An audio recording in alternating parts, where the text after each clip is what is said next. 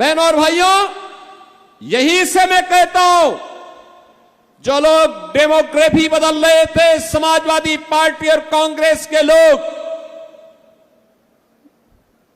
ये लोग जिन्ना के उपासक हैं। इसीलिए तो कांदला और कैराना से पलायन हो रहा था, और हम लोग अन्नदाता किसानों के उपासक हैं, जिन्होंने गन्ने का क्षेत्रफल बढ़ा करके आज चीनी मिलों के गन्ना मूल्य का भुगतान हमारे किसानों को हो सके। आज उसके माध्यम से कार्य ये डबल इंजन की एनडीए की सरकार ने करके दिखा दिया है, और उसी के लिए आज आपका समर्थन लेने के लिए मैं आया हूं। बहनों और भाइयों, विकास का कोई विकल्प नहीं हो सकता। ये जो जिन्ना के अनुयायी हैं, इन्हें जब भी मौका मिलेगा ये आपको बांटेंगे, जाति के नाम पर बांटेंगे, क्षेत्र के नाम पे बांटेंगे, विकास में लूट खसोट करेंगे, अराजकता फैलाएंगे, बेटी और व्यापारी की सुरक्षा में सेंध लगाने का कार्य करेंगे।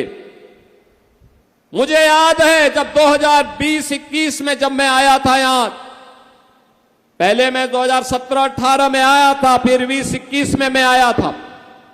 मैं कैराना में उस परिवार से भी मिला था जिस परिवार के एक सदस्य की हत्या 2015 में सरेआम कैराना के बाजार में कर दी गई थी।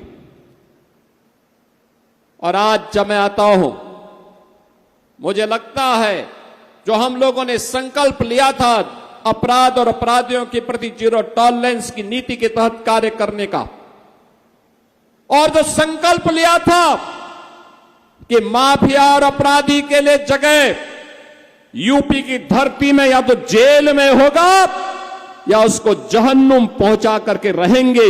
आज मुझे लगता है जब शामली की खुशहाली को देखता हूं, कैराना के विकास को देखता हूं, थाना भवन के विकास को देखता हूं, लगता है कि हम लोगों के सार्वजनिक जीवन में आना सार्थक हुआ। आज लगता है सार्थक हुआ है। अब बेटी अपने घर में रह करके पढ़ रही है, स्कूल जा रही है, और शामली ने तो बहुत प्रगति की है। मैं पिछली बार आया था, मैंने यहां के स्कूलों का भी दौरा किया था। मैंने यूपी बोर्ड और सीबीएसई बोर्ड के रिजल्ट भी देखे। उसकी मेरिट सूची में जब शामली का नाम मैंने देखा, मैंने उन बच्चों को लखनऊ में बुलाया और मैंने कहा कहां परिवार के लोग कहां रहते हैं? कहा अपने घर से स्कूल जाते हैं। मैंने कहा डर नहीं लगती? कहा नहीं, अब तो डबल इंजन की सरकार है, अपराधी जानता है अगर उसने कुछ भी हिमाकत की तो जेल या जहन्नुम में से दूसरी जगह तीसरी मिलने वाली नहीं है। और इसीलिए आज शामली प्रगति कर रहा है।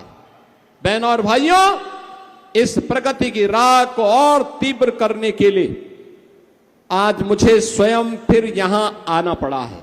मैं अभी आया हूं, देखो ना, कैराना में मैंने कहा था हम पीएसी की एक बटालियन देंगे। कितना भव्य बटालियन बन रही है यहां पे। याद करिए, अब नौकरी निकलती है यूपी के अंदर।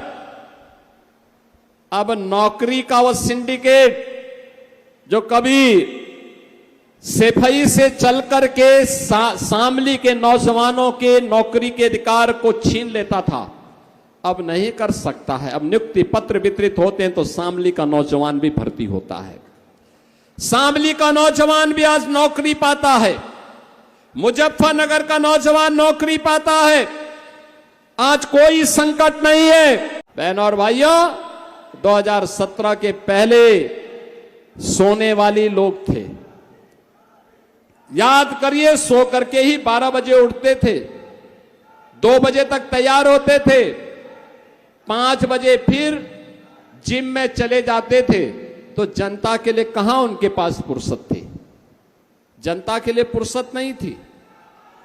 ये लोग माफिया के सामने नाक रगड़ने वाले लोग थे।